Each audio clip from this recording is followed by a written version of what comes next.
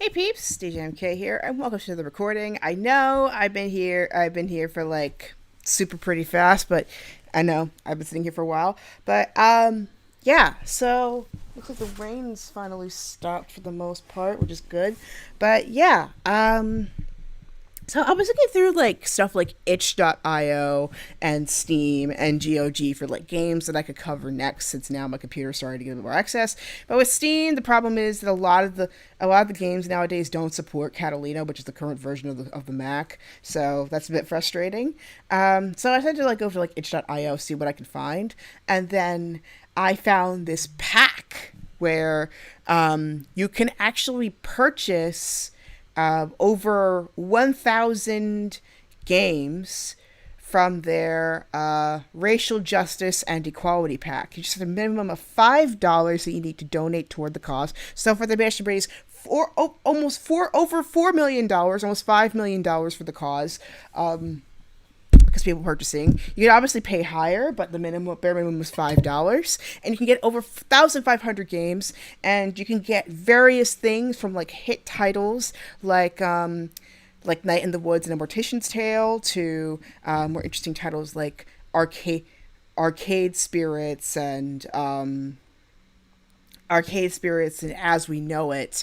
And right now I am going to be playing. I'm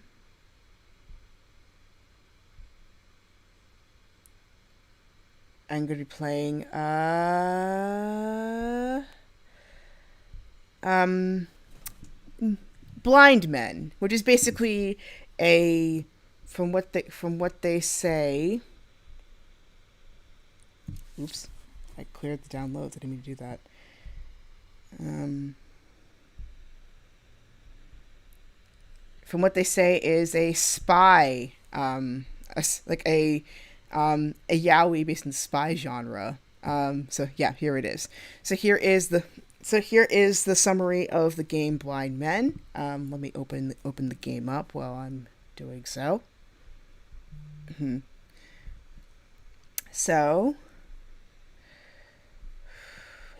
wait. I just opened it earlier. Oh my gosh. There we go. Okay. So it's also available on Steam, but I bought it through itch.io.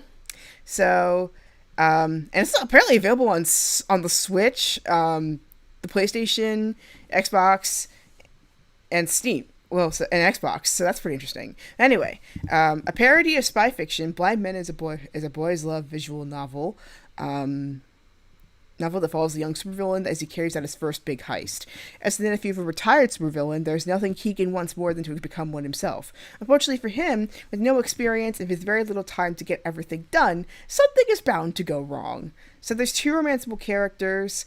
There's English and Spanish available. There's different endings depending on your choices, of course, and you can keep the game as a cliched-filled parody or turn it into a straight adventure.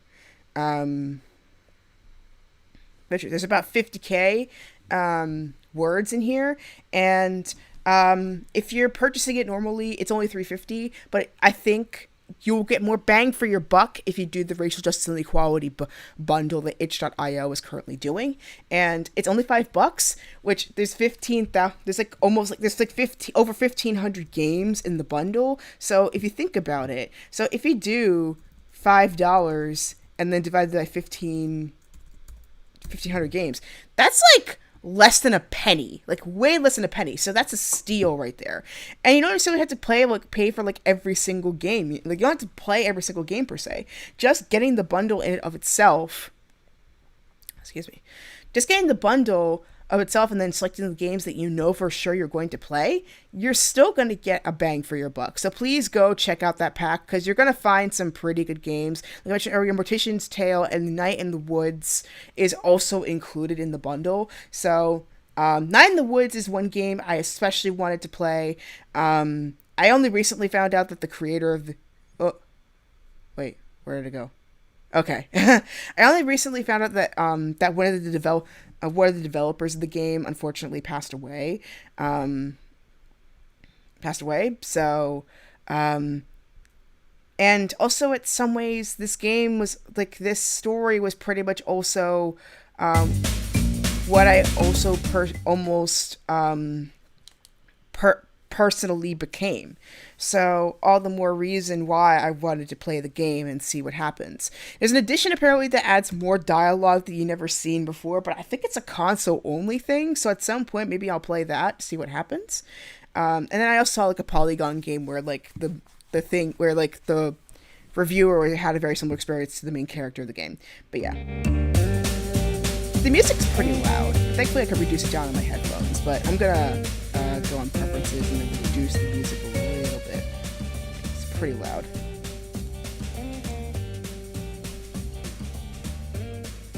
There we go. Does that feel a little feel a little more comfortable? I'll raise it just a little. Okay. Alright. That sounds a lot better. Alright. Let's return and let us start the game Blind Men. I think these are two of the love interests in the ends, and the middle is the main guy. Let's start. When I was 7, I was sent to live with my uncle. I just lost my parents to a car accident, the same one that left the right side of my face disfigured. He did his best to make me feel welcome, but it wasn't enough. If you call it disfigured, you look pretty good.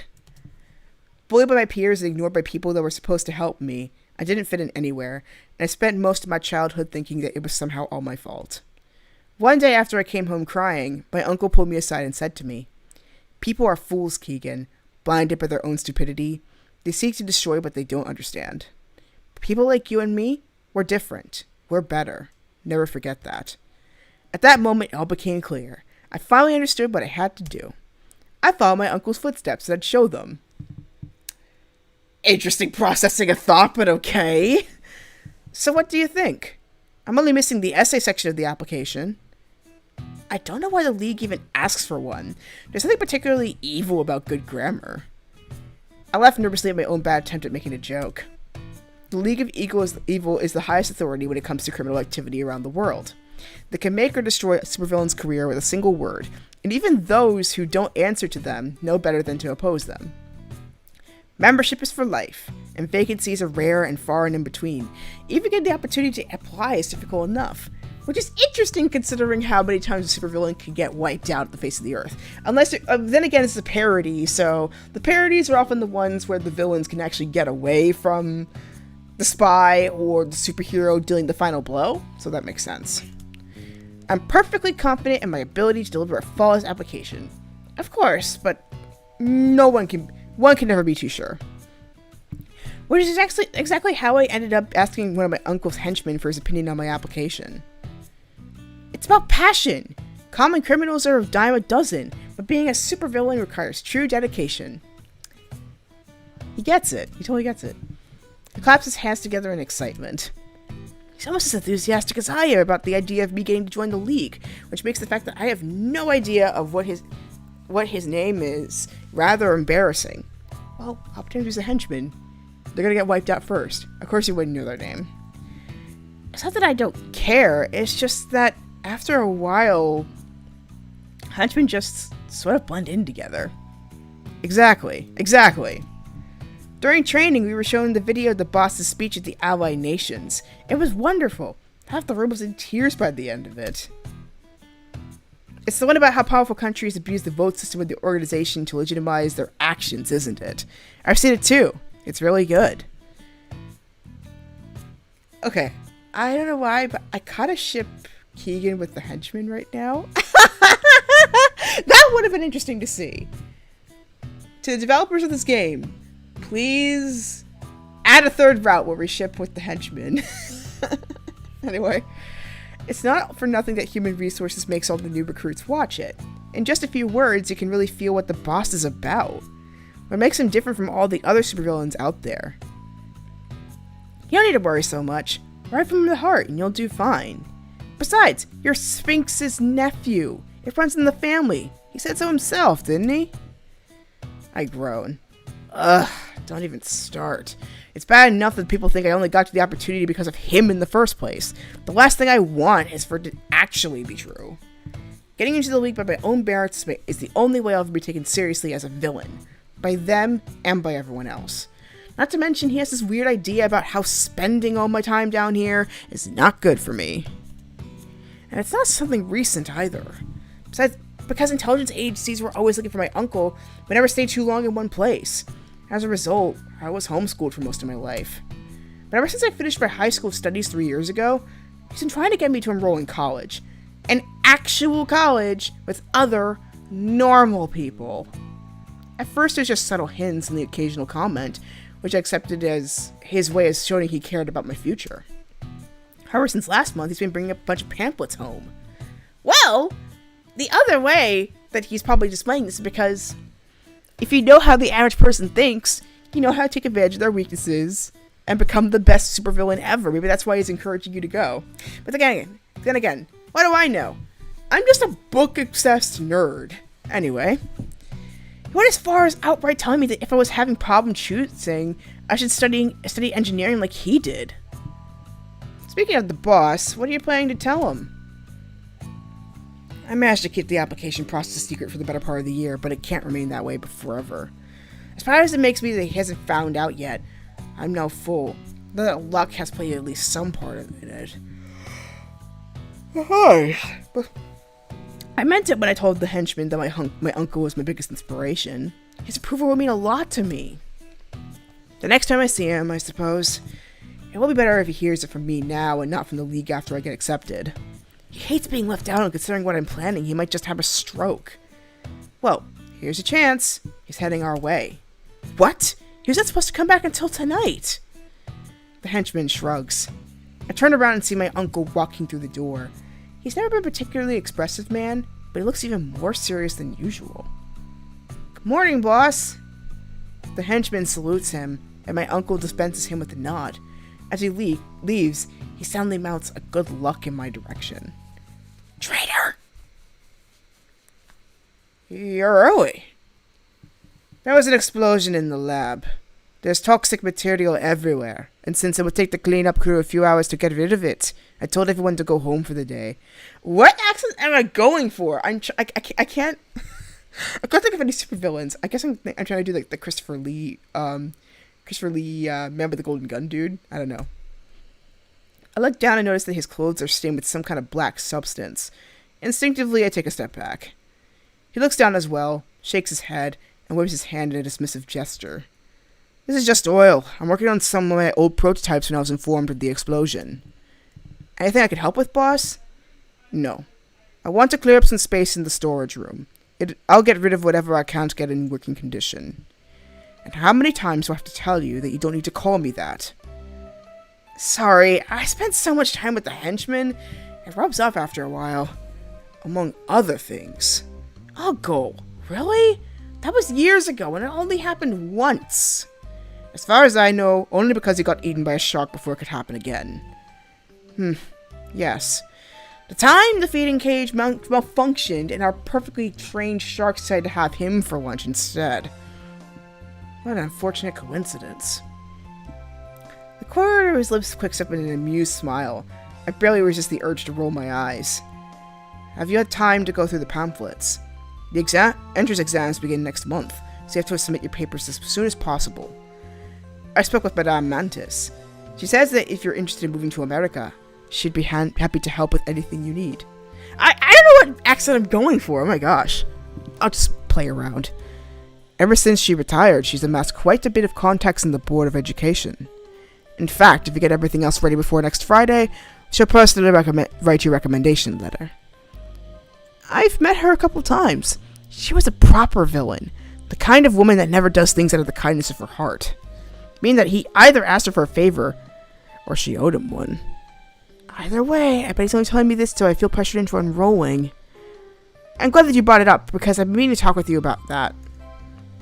You have? Does this mean that you've chosen a college already then? Not exactly. Not exactly? Keegan, cut to the chase. What if I didn't want to go to college? He stares at me in silence for what it feels like an eternity. Finally, he closes his eyes and begins to rub his temples. We've been over this before. You need to do something with your life. You do a good job around here, but you can't keep running around with the henchmen forever. Wait, just hear me out. The reason I don't want to go to college is because I want to become a supervillain. Just like you. In fact, I've already contacted the League. They think I've got a lot of potential, Uncle. They're just waiting for me to submit my full application.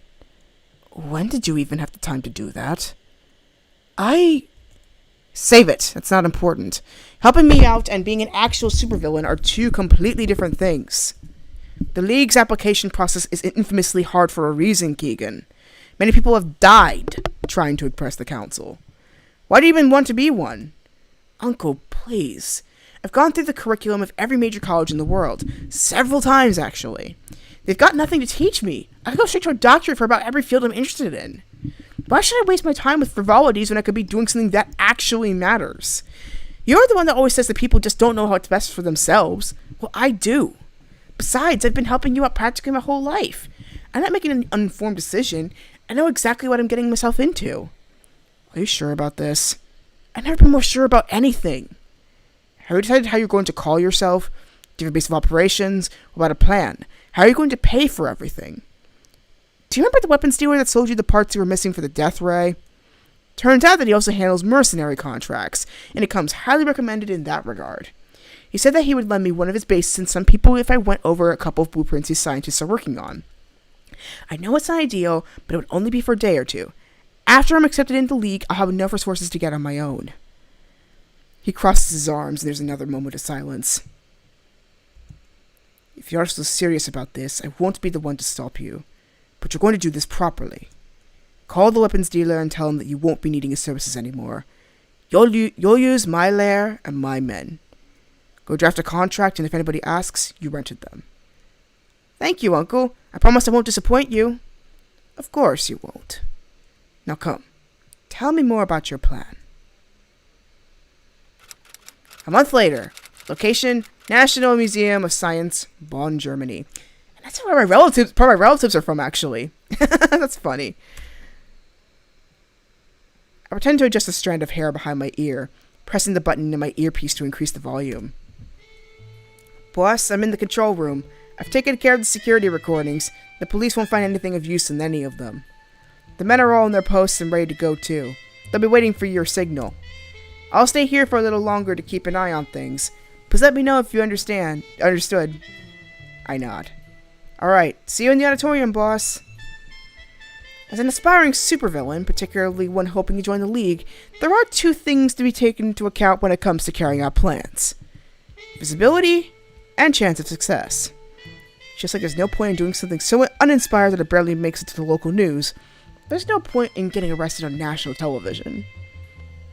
Finding balance is key, and that's exactly why I've chosen Bonn's National Museum of Science as my target. It's a beautiful place, and just like its research center hosts many important scientists, its vault is home to a lot of rare and expensive equipment. Despite that, under normal circumstances, there wouldn't be anything particularly worth stealing here. But starting today, the museum will be hosting the Schultz-Holtz collection of rare materials, its main piece being the famous Engelage diamond. And I apologize for any German fans. I am part German, but not German enough in terms of pronunciation, so sorry. Besides being one of the largest cut precious stones known to man, its purity and chemical composition make it one of the most versatile energy conductors in the world. In addition to the exhibit itself, the museum board has also invited Professor Schultz to give a conference at the end of the inauguration party. Schultz was a geologist and a political activist, and is greatly respected in both fields. To make sure that no other villain interferes, I told both the League and my uncle that I've been planting bombs in the museum and holding the guests hostage for a ransom. Very few people are willing to risk getting blown up by a first-timer, after all. But actually, my real plan is... Ooh! Ooh! We get to come up with something! Okay.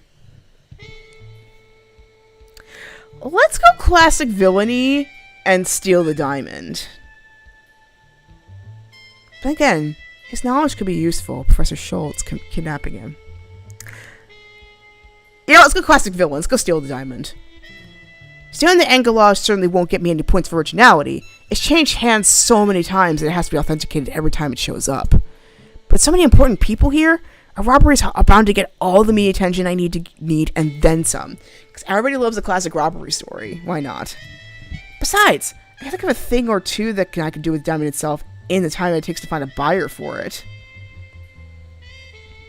I like the save file. Anyway. It's a great plan if I say so myself. If my nerves don't kill me first, that's it. Until Schultz's conference begins, there isn't much for me to do except wait. The only reason I got here at the beginning of the inauguration in the first place was in case the henchmen needed me for something. Unfortunately, that also means that I've had plenty of time to go over the plan in my head, including all the little details that could go wrong. I hate to admit it, but my uncle was right. Being the mastermind of a plan instead of another person helping out is a completely different experience. But it doesn't matter. When I join the league, I'll get to tell the story whichever way I want. None of the boring parts, none of the doubt. Everything was perfect in the first try. In the end, I decided to go grab a drink at the bar while I wait. The bar is actually more of a counter in one of the corners of the lobby than its own separate place. Actually, I'm tempted to go with the kidnapping plot. Can I go back? Yes, I can! Sweet! I'm going with the kidnapping plot. Changed up a little. I'll just steal the diamond in another day. As a public figure involved in politics, Schultz's disappearance will be all the news we'll talk about for as long as he's missing. Yeah, I'll save 2 files. There we go. Kidnappings are hardly my area of expertise, but all things considered, they're pretty straightforward. It's not like I will have to deal with him for long afterwards in any case. I'm certain that both the Americans and the Russians would be willing to pay a hefty sum to get their hands on him. If I had to guess, I'd say they'll want to claim that they were the ones that saved him, making the other side look incompetent. Maybe they'll use the opportunity to get rid of him while the blame falls on someone else. It's a great plan if I say so myself. If my nerves don't kill me first, that's it. Okay, I already said that.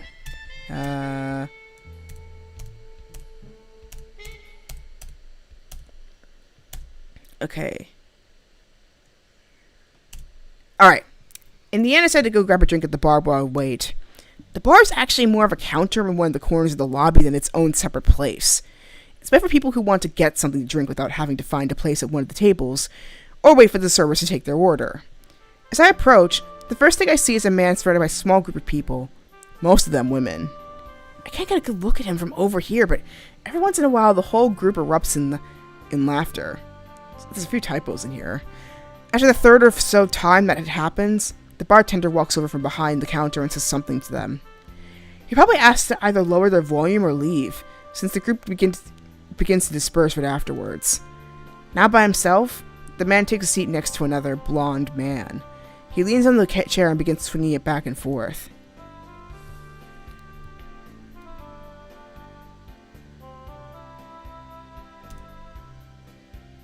I knew it! 2 guys are right there. Why couldn't it be like the you're trying to like where there's like an OT3 ending? That would have been interesting, but anyway. No wonder he was surrounded by women. He's pretty handsome. And the man next to him isn't too bad himself either. Definitely a much better view than what I had at the lobby. A moment passes and the man in the tuxedo says something. They exchange a few words, but the expression on the blonde man's face is so unfriendly that they don't really go beyond that. If looks could kill... In any case, I don't have much time to think about it. At that exact moment, the first man turns around and our eyes meet. I look away to see if he'll do the same, but he doesn't. Instead, I can feel him staring at me until I give up and look back. He makes a gesture at the bartender to order another whatever he's having. Now with the additional glass in hand, he approaches, stepping right next to me and leaning against the counter. Having fun? From his body language and his accent, I'd say he's American. I'll wave my hand in a dismissing manner. Not really. Watching the governor try to explain the merits of mineralogy has been the highlight of my evening so far. These things are usually more lively. Well, as lively as events of these sort can get. Last time there was this professor from Columbia. What was his name? Anyway, he's convinced that Schultz's methodology is faulty, so he always ends up causing a ruckus whenever they meet. But this time, the committee made sure that the guest list is as inoffensive as possible. You didn't hear it from me, of course. Of course. Drink? He raises the glass towards me. I saw him order it, but I didn't see the bartender report, so of course I'm not going to accept it.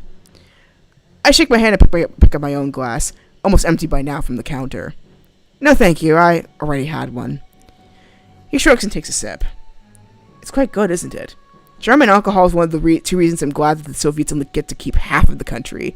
This is probably during like the Cold War or something. And the other one is Germans. But now it's become clear that he's flirting with me. Whoever is actually doing a good job is a different point altogether. I decide to get back and try to get rid of him. You know what? I had way too much fun with Javier Bardem's character in Skyfall. It's Skyfall, especially like that interrogation scene, and then like 007 kind of implying that he like, well, at least like Daniel Craig's version 007 implying that he swings both ways. That was fun. Like, I wish we had at least 2 more films to explore that, but unfortunately, No Time to Die is the last one, and they're gonna go with the heteronormativity. Though there's a possibility that, of course, that 007 could be a woman.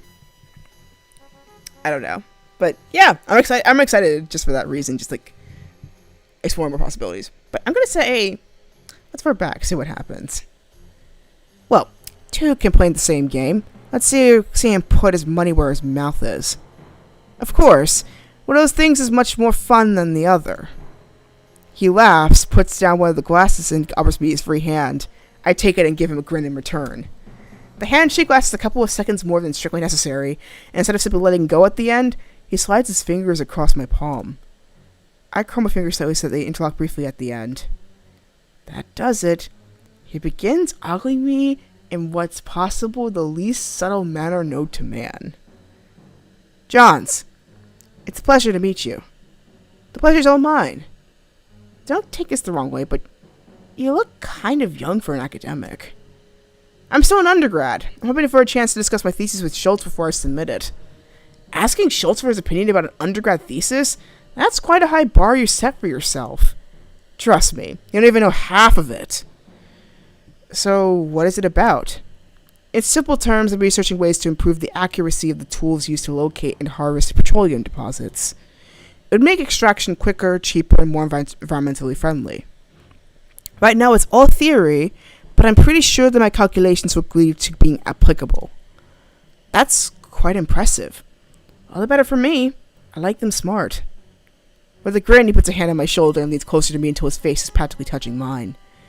His breath feels hot against my ear, and mixed with the faint smell of alcohol coming from him, it's enough to send a shiver down my spine. Maybe we could discuss some of your ideas in private? I'm tempted. So very tempted. But if I miss Schultz, my thesis supervisor will have my head. I take a step back and he lets go of my arm. What a shame, but I understand. Next time, then? He picks up the glass, chokes down the rest of the drink, and winks at me before turning around and walking away. As soon as he's out of my sight, I let out a sigh. What gall! If I'd been anyone else, could have ended ugly for him. Oh my god. I need a snack. I'll be right back. I won't be long. I'll be like a minute. But I like where this is going.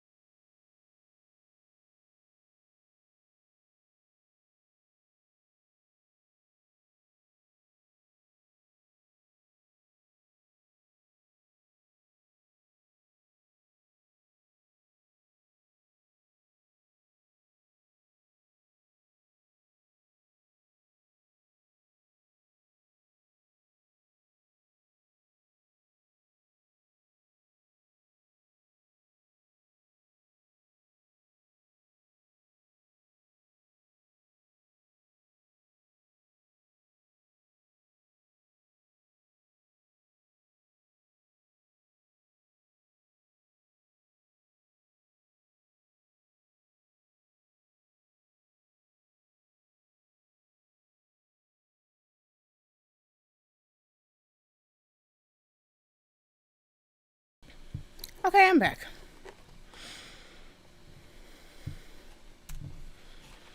Well, it doesn't matter. I'm not planning to see him again anytime soon. Don't be so sure.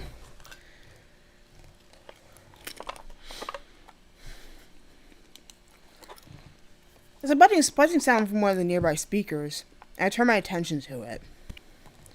First call. Please proceed to take your seats. The conference will begin in 15 minutes.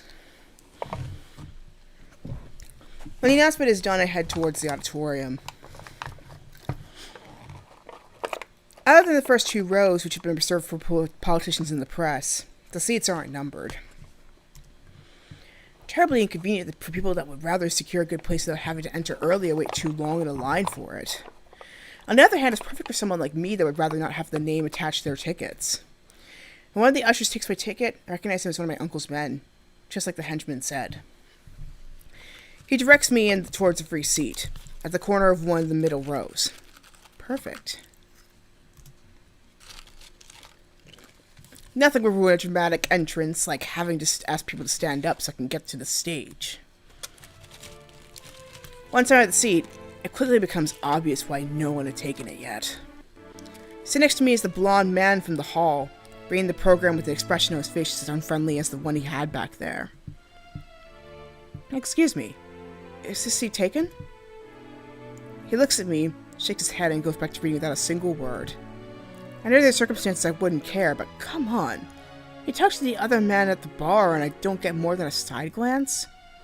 It's entirely possible for him to just be some regular guy with bad social skills and poor German, but he didn't even attempt to answer in English either. I decide to give my gut feeling a try, and leaning closer to him and lowering my voice so that no one else would hear, I begin to speak to him in Russian. I've heard that Russians have a lot of getting travel permits nowadays, even those who had never been to the Soviet Union.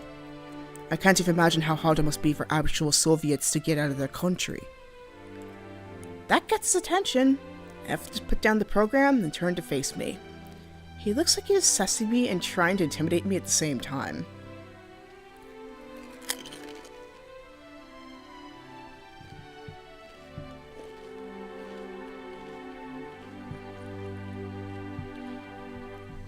That got interesting. I completely opposite myself. Why am I interested in talking with him?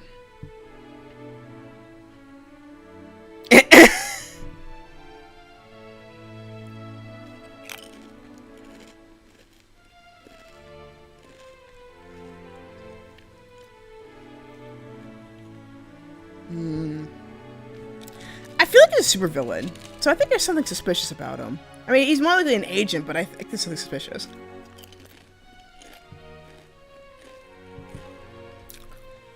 It's not common to find Russian expatriates in high-profile events, but in general, they're pretty easy to recognize. This man isn't one.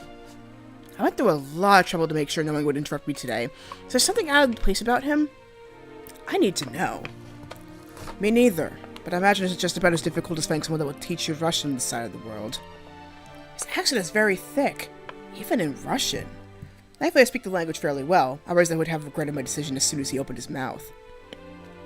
As with all things, it's a matter of knowing the right people. Speaking a language won't get you arrested, though. That depends on how you use it. And how do you use it? Who are you? No one of consequence, as long as you don't get in my way.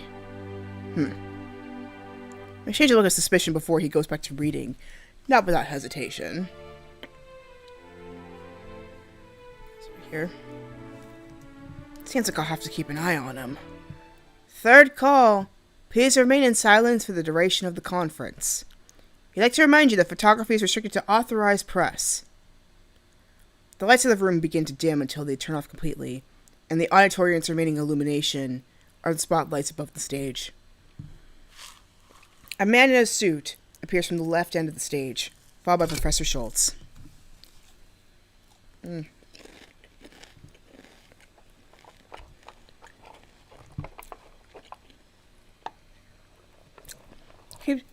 He stops at the podium, and soon any hopes of conversation are drowned by the audience's applause. Please welcome Professor Hans Schultz, head of the Schultz-Holt Foundation.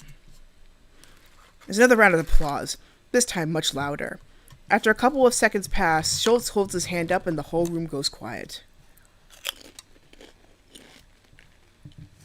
Slowly, the floor next to him begins to open.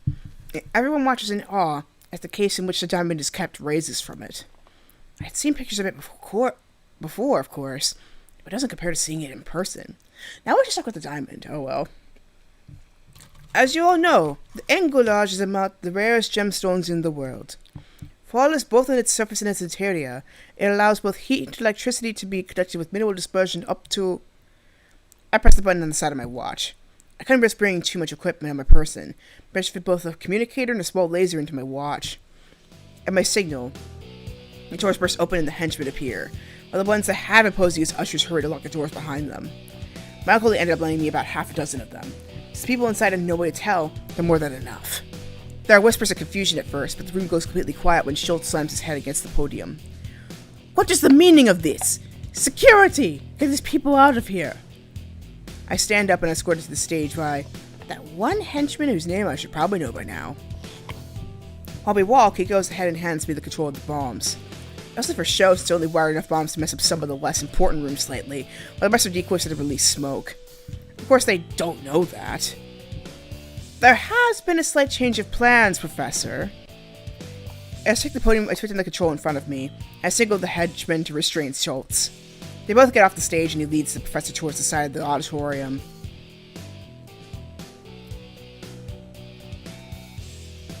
Ladies and gentlemen, please remain seated. If you cooperate and do exactly as you are told, no one will get hurt. When you look back to this moment in a few years, you realize it was the most important day of your lives. Scientific achievements, political careers, everything you've done will pale in comparison to this incident. And that's because today, you will become part of history. You will have the honor of witnessing the birth of one of the greatest supervillains known to man, Dr. Cyclops. As of right now, you also have the honor of being my hostages. Hopefully the government values your lives. I'm briefly interrupted by the sound of the talk coming from amongst the seats.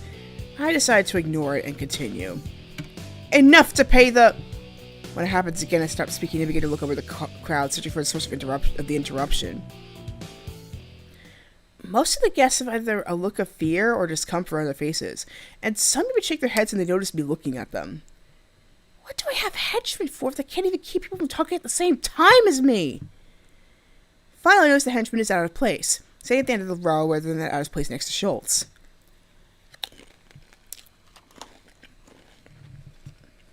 He seems to be arguing with someone. I step over the stage to get a better look. I recognize the other person as the man from the lobby. What are you doing? Sit down. I'm going to the bathroom. Must want me to get sick all over the floor. He stands up and gives a few steps forward. Actually, it's more like an awkward stumbling. He looks really drunk. Hey, I say you're not going anywhere. The henchman grabs his arm to stop him. So the man turns around and punches him square in the nose, knocking him out cold in the process. Why am I not surprised? This dude's a red shirt. At the same time, though, I still ship him.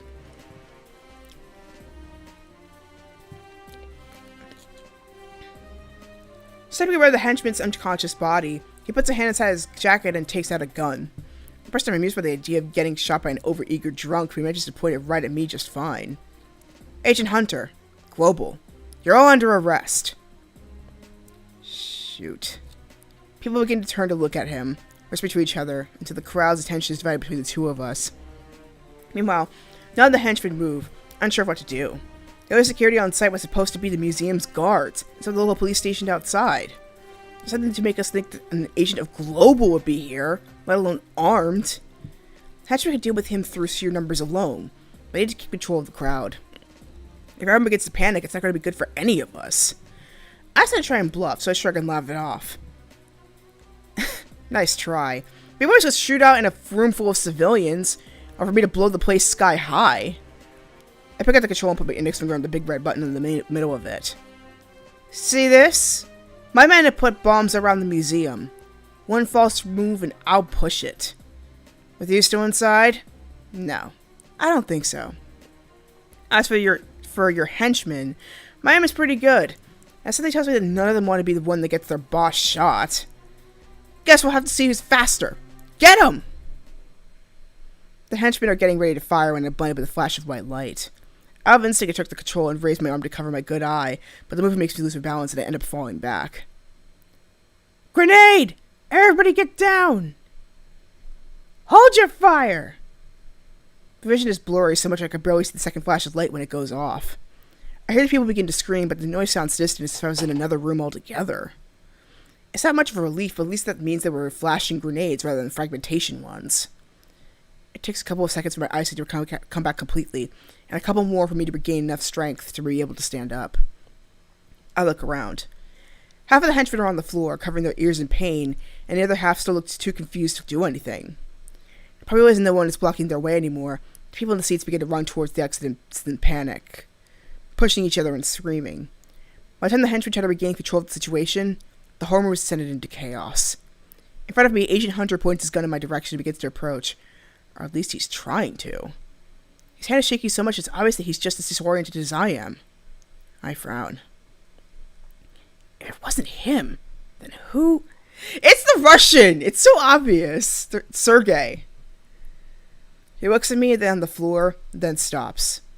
I look down as well and realize why. It's the control! He comes forward and grabs it. I take the opportunity to kick the gun out of his other hand, but he holds onto my leg and pulls me down with him. We both end up on the floor, trying to wrestle control out of each other's hands. Well, Hunter may be stronger, and now I'm the one in better condition, so I managed to hold my own against him. We keep rolling around on the floor until I manage to flip him over and pin him down. Has someone ever told you this is your best angle? Even if you're blinded by flashbangs, he's still managing to... I think I'm gonna eat a chip every time some random banter like this pops up. Sorry, it's a spy parody. Probably pretty good. We're gonna have a lot of them, which means more chips for me.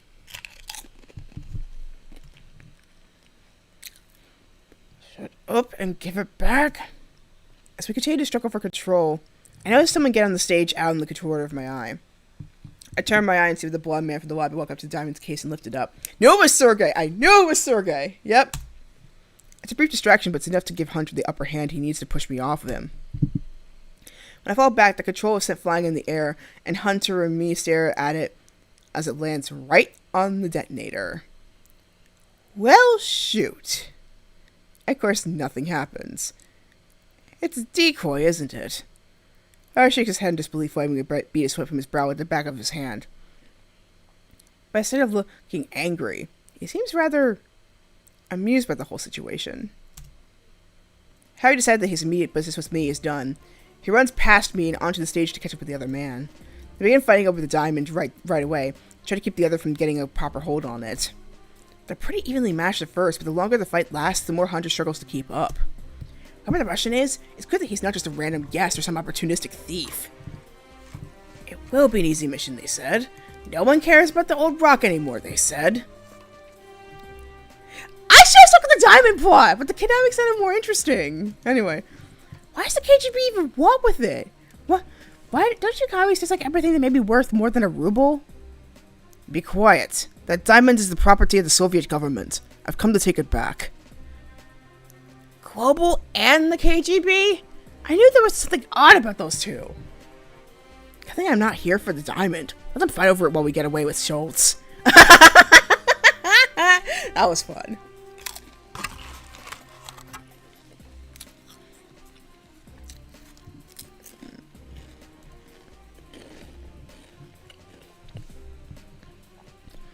I woke up over to where my henchman is and nudged him awake with my foot. He stands up, holding the side of his head with a pained expression. His nose is bleeding from Hunter's punch, and he has a split lip. He's pretty lucky that he didn't get trampled by people on their way out. Put yourself together. We need to get Schultz and get out of here before the agent notices. Can you help me get him to the vehicle? Yes. Go tell the others to get out and get everything ready. I'll hold Schultz back in the meantime. He nods and goes running to where the other henchmen are. They still look confused from the grenade, but they are in well enough shape to pick up their guns and head to the exit. Speaking of Schultz, where is he? The professor didn't leave with the rest of the people. Instead, he's watching both men fight over the diamond. He obviously cares more about it than for his own safety. He's even too distracted to notice us as I approach from behind. Professor, if you would be so kind to come with me. Schultz turns around, alarmed. I'm about to grab him when there's a loud noise right outside the auditorium. I feel the floor move, and I lose my step. The room quickly begins to fill with smoke and dust, and I cover my mouth and nose in my sleeve. What the hell? That sounded like a bomb, but how? Never mind. I'll figure that out later. Right now, Schultz is more important. The smoke gets thicker by the second, and it soon becomes impossible to distinguish anything more than a couple meters away. I have just enough visibility to see two blurry figures through the smoke, each running towards the exit through different rows. One of them must be Schultz. The only people left here besides me and the henchmen were the professor and both agents, who I'm pretty sure are still on the stage. Damn, it's too dark. I can't see their faces. Boss, where are you? Over here! Between the two of us, it should be enough to incapacitate Schultz and carry him outside. Once there, the others will take care of the rest. I start to run towards... Ooh.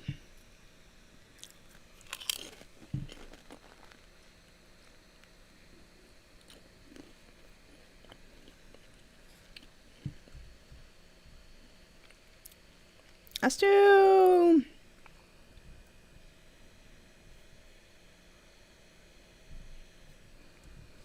I'm gonna do black suit. I tackle the man in the black suit and I keep him on the ground long enough for the henchman to take out the bag and rope that he's carrying.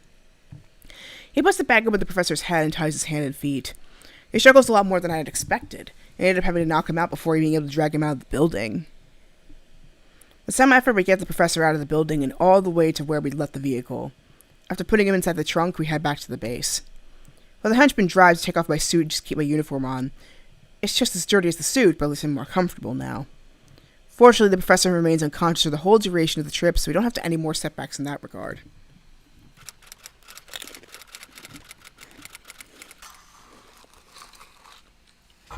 Sphinx's lair, currently serving as Dr. Cyclops' base of operations. Location, somewhere in Germany.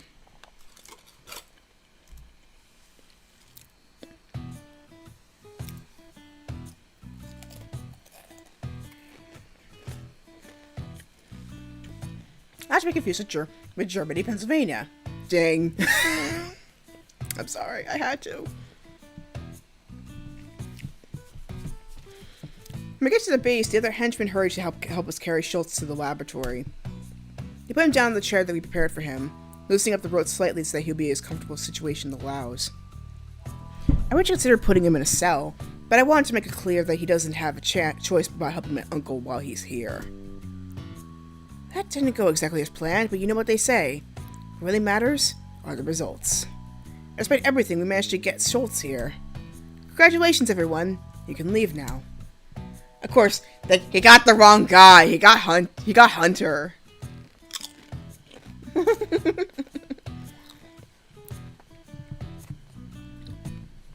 henchmen looked really relieved to hear me say it. I think they were worried that I was going to blame them for what happened back at the museum. Which, to be fair, I was ready to do before it got our hands on the professor. They nod quietly as they all leave for the laboratory, except for the henchman that helped me bring him here. He stays behind in case I need anything. I still need to figure out what the agents were doing back there, and why we didn't hear about it. But that can wait until later. Right now, this is about me. Schultz raises his head as he regains consciousness. He seems rather sluggish at first, probably from the combination of the smoke and being stuffed into a truck for a couple of hours, but then he straightens up. I lean over the professor, arms crossed behind my back, making sure that I'll be the first thing he sees. I may not be physically imposing, but like this, even I manage to look intimidating.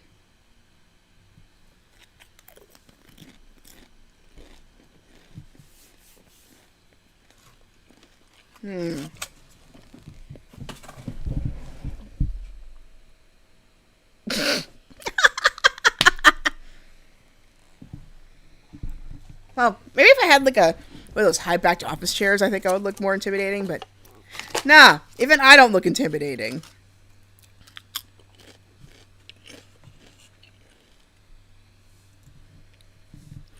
With a nod, I gesture to the henchman to remove the hood from over his head. And plot twist! Here we go. I'm sure you're wondering why I've brought you here, Professor Schultz?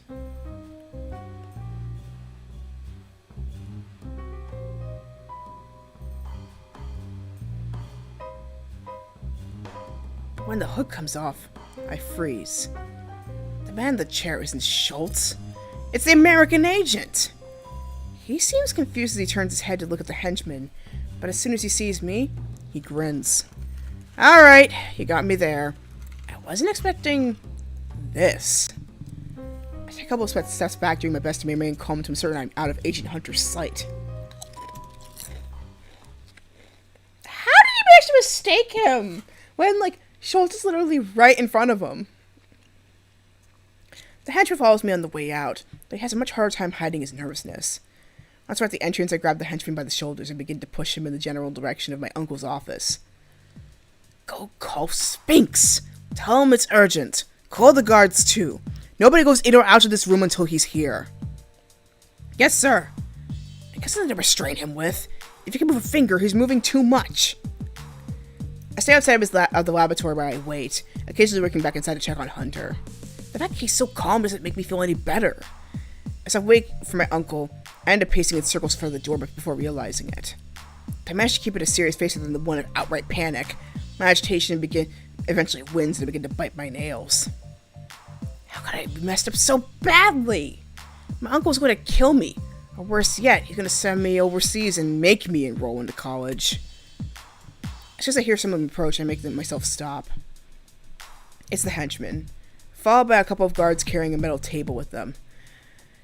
It's nothing fancy, but it will do. They acknowledge me with a silent nod as they walk by on their way inside, which I return with as much confidence as I can. The guards put the table down in the middle of the room, next to where Agent Hunter was sitting, and secured to the floor. Scaramanga! That's his name! Scaramanga, the man with the golden gun.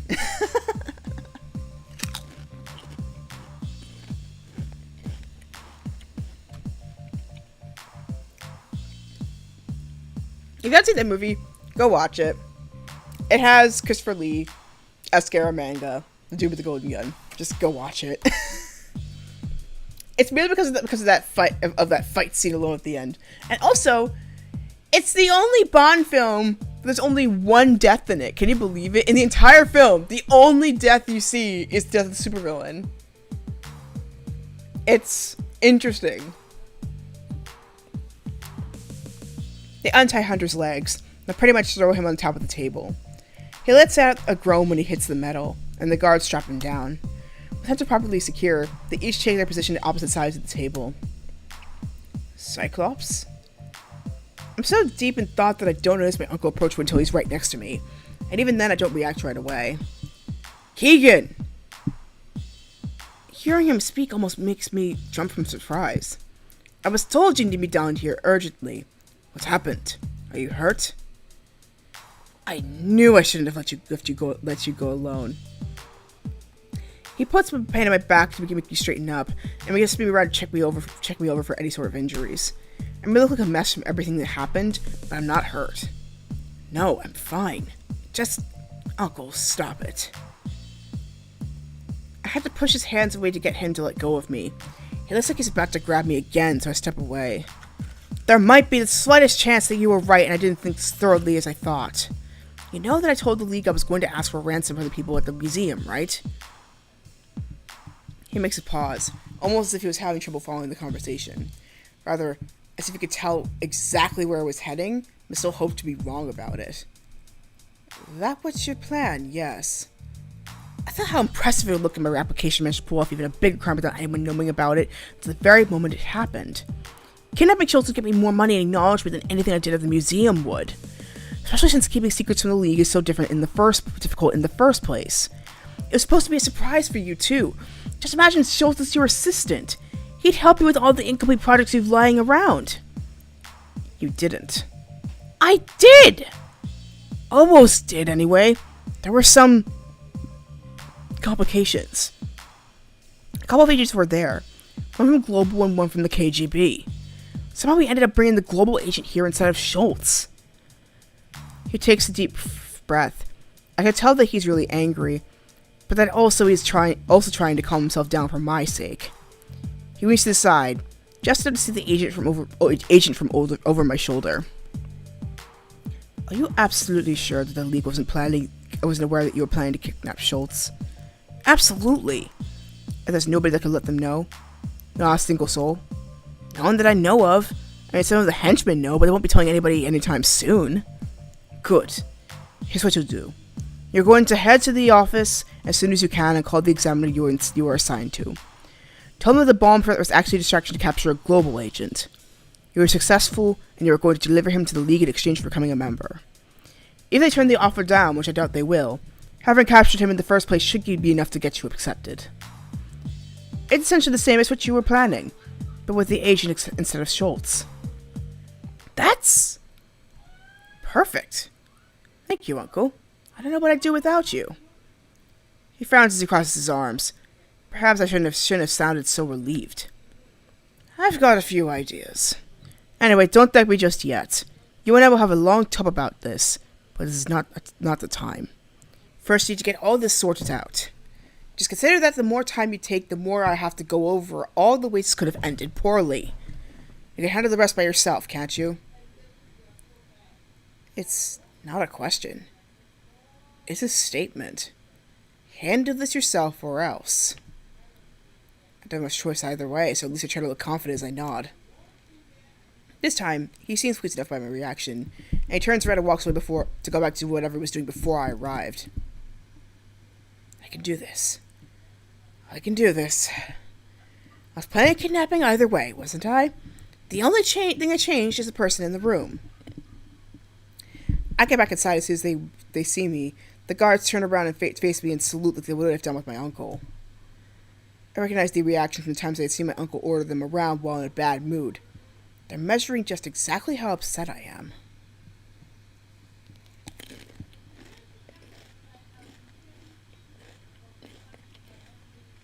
I'm sorry, I'm so hungry.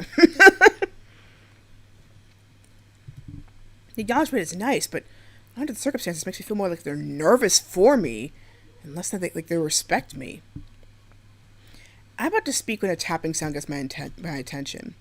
I look down, and I see Hunter using what little mobility he has to tap his knuckles against the table. It's terribly exasperating, mostly because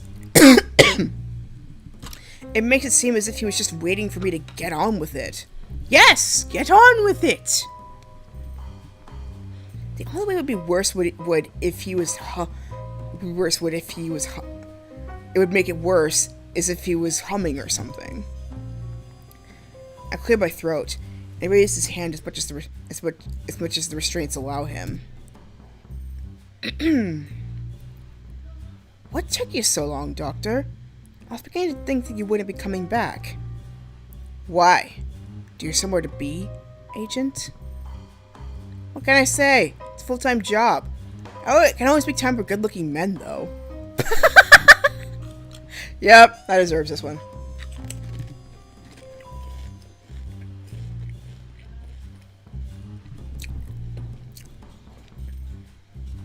One of the guards coughs, trying to dissimulate his laughter. I glare at him, and Hunter raises his eyebrows in a suggestive manner. You know, I like this place. Very modern, yet classy. You have good taste. You'd be surprised by how many people just rent an empty warehouse in the middle of nowhere and call it a day. If you're going to keep someone there, let's make it look nice, don't you think? Agent. I try to keep getting back on track, but it's useless. He pretends to hear me while he keeps rambling. I'm kind of conflicted about you. You see, when I met you, you gave me the impression of being the smart type. Your cover story back at the museum was like that, too. You could just do something simpler, too, but you didn't.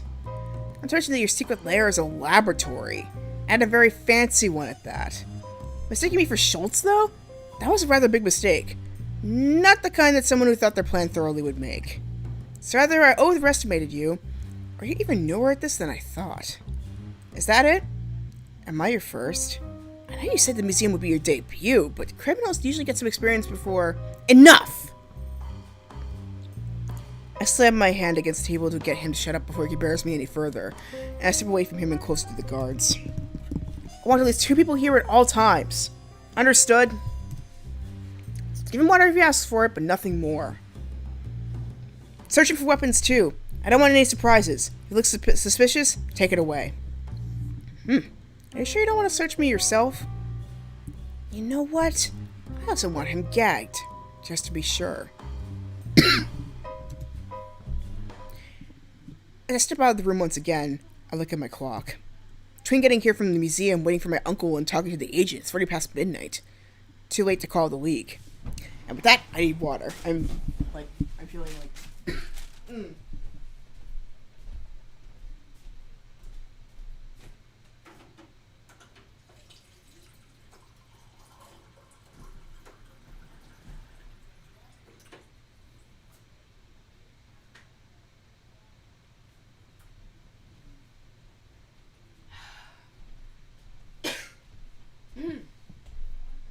Oh, much better.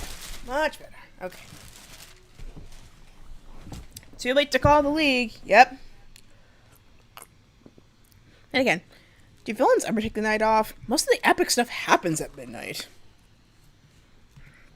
Super villainy may also be a full-time job, but past a certain time, they're not too happy to be bothered unless it's an emergency. The last thing I need is to catch someone in a bad mood and have them actively try to sabotage my effort to deliver Hunter just to spite me. In any case, it's not like Agent Hunter is going anywhere. That means that I have enough time to take a shower and get some sleep. Also to make sure I get my story straight about what happened at the back of the museum. I head towards the locker room, rubbing my eyes to try to get rid of the headache I can feel beginning to form.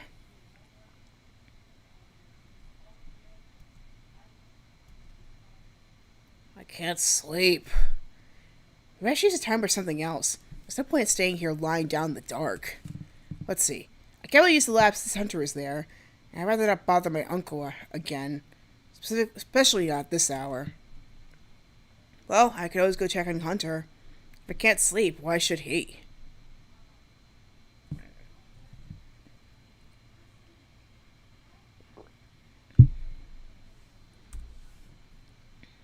You know what? Let's make it interesting. Let's go check on him. Let's go check. Because if the henchmen do it, obviously, henchmen are basically like red shirt syndrome. They're going to get knocked out, and then he's going to get out. So I think he should show up. So, go check. He can't sleep anyway. You might as well just move. I got it from the bed. So much has happened. I'm not entirely sure that the henchmen or the guards can handle it by themselves. I just need to ignore every other word that comes out of Hunter's mouth. Or all of the words. After all, as Michael says, if you want something done right, you do it yourself. As I approach the laboratory, I hear voices coming from the inside. It's music. And that's the reason why I'm no longer welcome at the MI6's headquarters. There's some more words I can't quite follow out, followed by muffled laughter.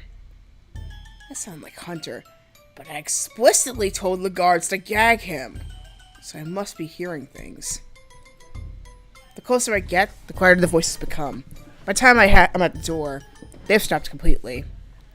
Once inside, the first thing I notice is the guards are way too serious for my liking. Especially because I'm pretty sure they were talking just now. I frown, and they exchange a nervous look. I wish they did search Hunter, since his jacket is nearly neatly folded on the nearest desk with his shoes and his watch on top of it.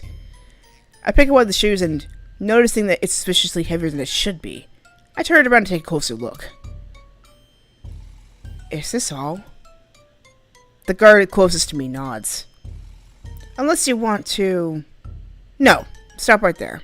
I know what you're going to say and I don't want to hear it. I stopped fiddling with the shoe and put it back on the desk. Right then I realized the Agent Hunter just talked back to me. I was right! It was him I heard from the hall. Why isn't he gagged? Since it's the right way, I decided they're just going to give me an excuse. There's no point hearing it then. Never mind. You're lucky I was just about to tell you to take it off. Go join the others outside and make sure that no one interrupts us. This time, the guards don't even bother to try to respond as they leave, avoiding my gaze all the way to the door. You know, they're not too bad once you get to know them. Since you insist on running your mouth, Agent, I figure you should at least make yourself useful while doing it. Now you're doing it on purpose. Ugh, never mind. What were you doing at the museum? Please, Doctor. You know I can't tell you. Part of being a secret agent is exactly that. Keeping secrets. But we could make a compromise. We could ask questions to each other. It would be like a game. Breaking the fourth wall, guys. They just lied to me. Besides, I don't need your cooperation. And I'm definitely not playing games with you.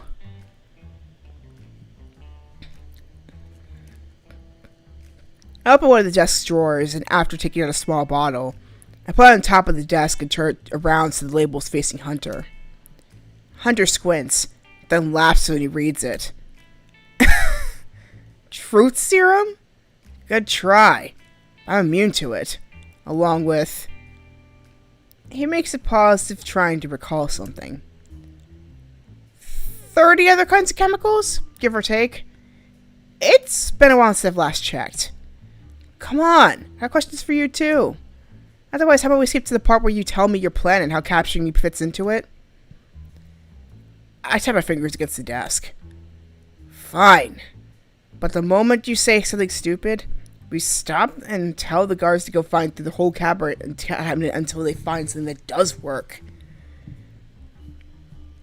He gives me quite a look of satisfaction. But regardless of what I said to him, I'm pretty sure he's going to... He's gonna lie! I mean, come on. Come on. I seriously need to watch that show Lie to Me, because I heard it's pretty good. But yeah, he's gonna lie. There's no way he's gonna tell me the truth. Not the whole truth, at least. So I'm not going to either. Oh, wait! Today's the live stream for the PS5! I totally forgot! How did I forget? Wow. My days are flying. They are flying. It's just... First I missed my Japanese practice. Now... I missed the live stream of the conference. I'll do another video for that pretty soon, but yeah. I'll do it tonight, because I need to get proper food. So I'm not going to either. I just wants to keep me talking to see if I let anything slip, while two can play at that game. I'll go first. What were you doing at the museum? Typos. God, so many typos. I may edit this. Nothing you don't know already. I went there to make sure the diamond was safe. It's worth a lot, not the sort of thing that should be in the wrong hands, you see. That's why I decided to become a supervillain. The same reason most people decide to do it. The money is too good to pass up, and I'm smart enough to get away with it. Really?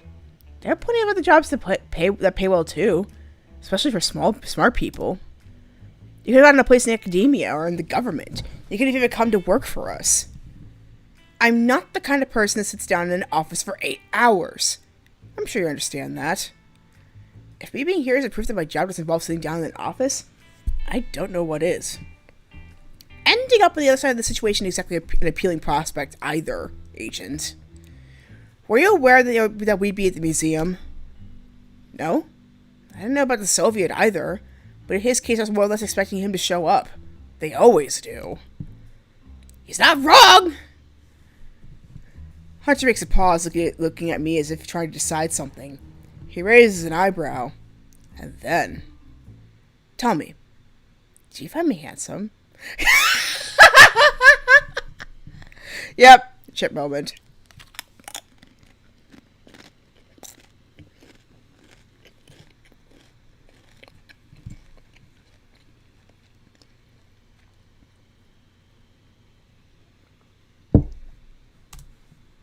This moment of awkward silence as we stare at each other. I'm not sure how I was supposed to answer that other than turning him down yet again. and he waits for a bit before prompting me to speak. So? Really? I promise to answer your questions. Any question? And that's the sort of thing you want to know? What else? You and me? Alone in your lab?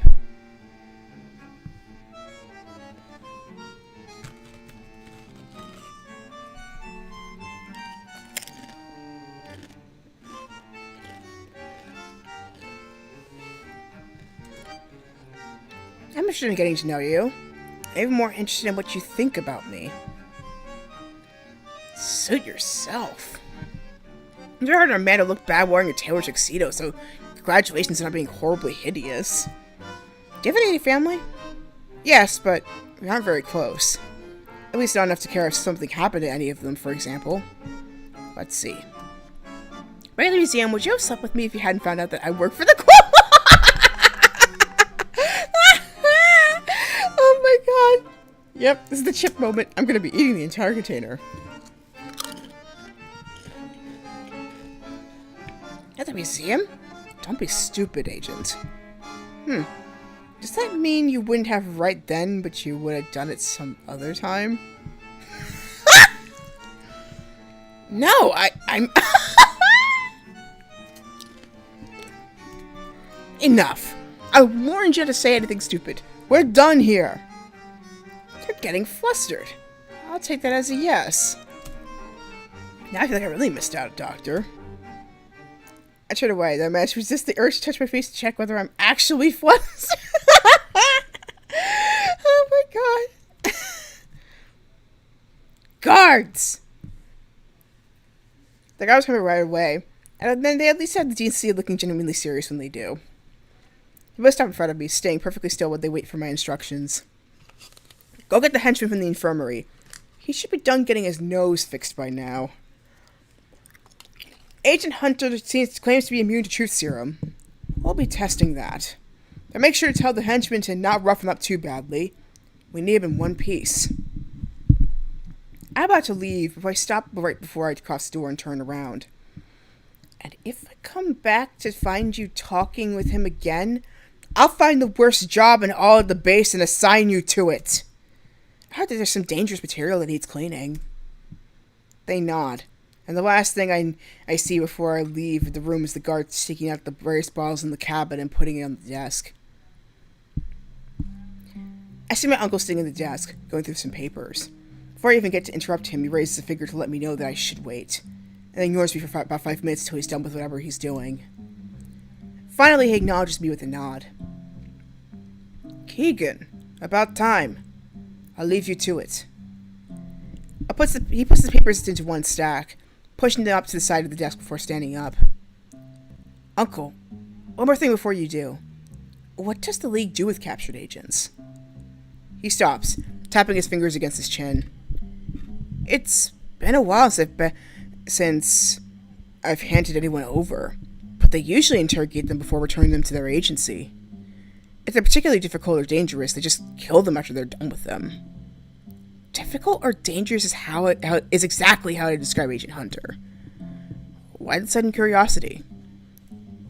He's an asshole and a complete pain, but I'm not sure if I want him to die. At least, not killed by the League. That's just not a good way to go. No reason in particular, I just thought it would be prudent to know in case I needed to get rid of any loose ends. Don't worry too much about it. I'll be outside in case you need anything.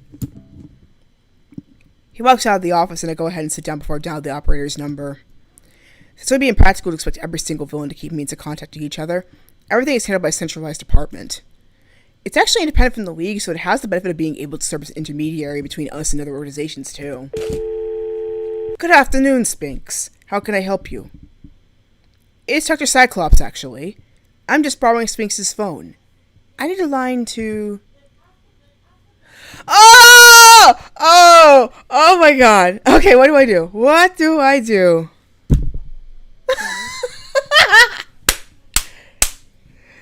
This is hard. This is hard!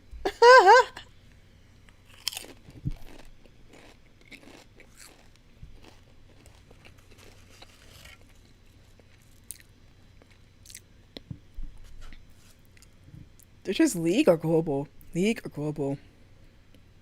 Mm mm mm mm mm. Mm.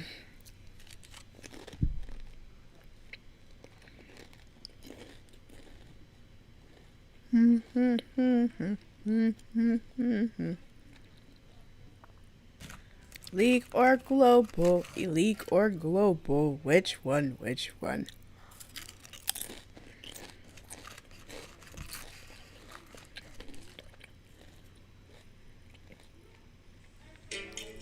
Ooh. Hmm.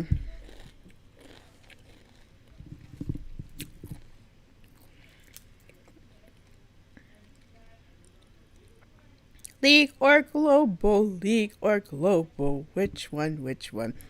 Feel free to comment below.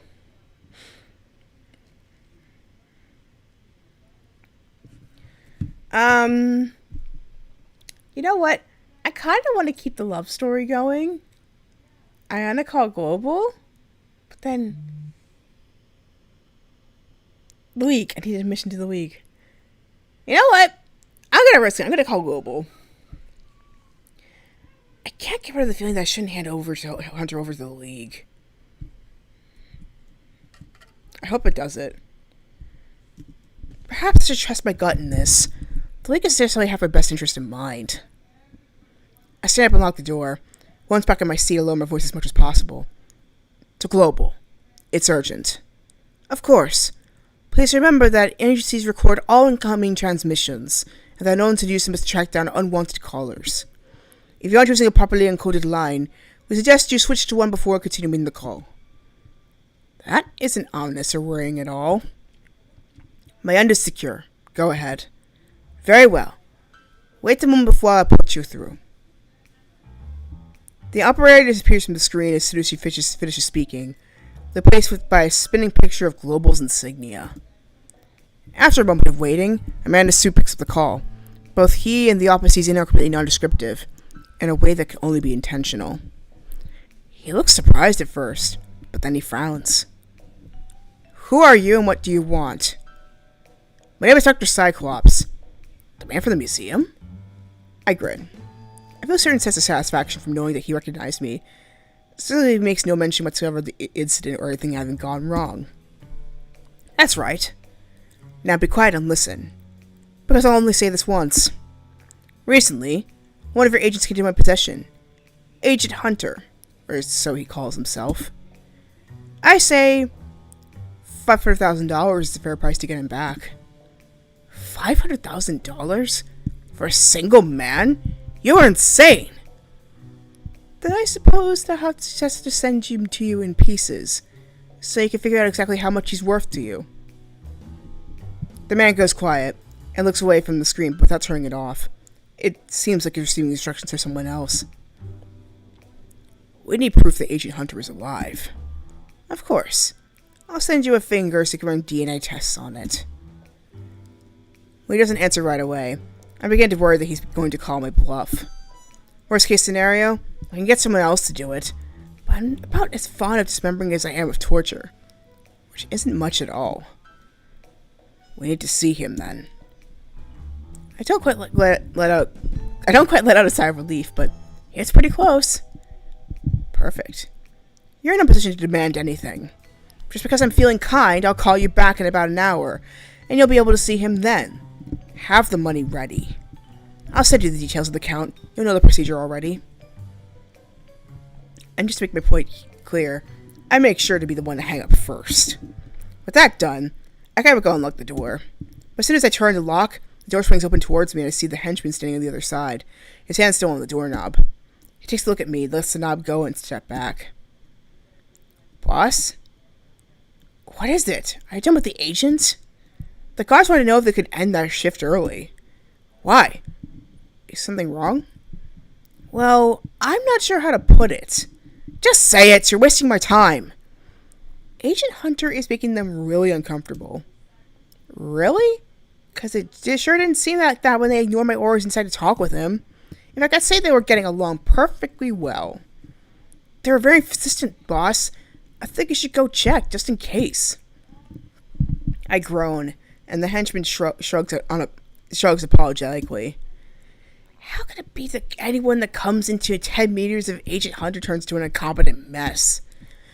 It doesn't matter. I had to go to the lab anyway. Fine, but it turns out to be nothing. You're all stuck with cleaning up the laboratory for the rest of the month. Or until I can think of something worse. Whatever comes first. He looks less sure than when he came in, but he doesn't say anything about it. The first thing I notice when I get to the lab is that the guards are now standing at the door, rather than split between the door and being next to Agent Hunter. I suppose this position serves the purpose of making sure that Hunter doesn't go anywhere, just as well as without actually being close to him. But they weren't supposed to move. I glare at them on the way to the table, but they look away to avoid meeting my eyes. They know what they did. I step next to the table and take a look at Agent Hunter.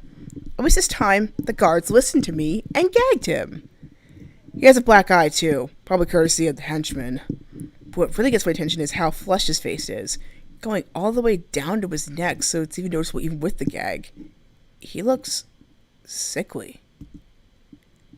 I briefly considered the possibility of him actually being sick, but discarded almost right away. He was perfectly fine the last I saw him, and not enough time has passed for him to have caught something. Well, keep in mind as well, they're also testing different substances to see which one would affect him, so maybe that could be a possibility. Hello? And considering that until a few hours ago we were convinced that he was actually Professor Schultz, we didn't rough him up too badly on the way here. Then again, I'm supposed to deliver him alive, so I'm more or less obliged to check. For all I know, he could have swallowed a cyanide pill. I carefully put a hand over his mouth to remove the gag. I'm going to take this off so you can tell me what's happening to you. But if you try anything, I'll gag you again and let you die from whatever it is. Not if you understand. He does, so I gotta take off the cloth with one swift move. Before I can react, Agent Hunter tilts his head forward, which his position will allow him, and grips the tip of my index finger with his teeth. Instead of bowing down and leaving me one finger short, he wraps his tongue around it and licks me? Startled, I put my hand away and we're left staring at each other for a moment. He winks and grins at me. Grins and winks at me. Oh, God.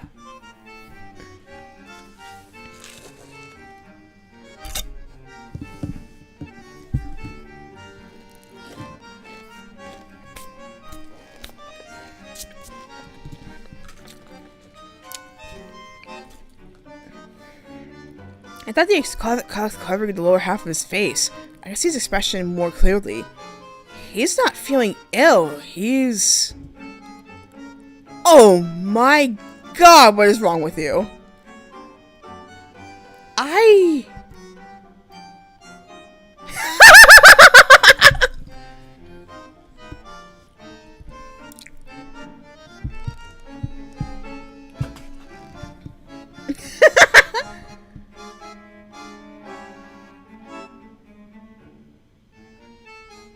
You know what?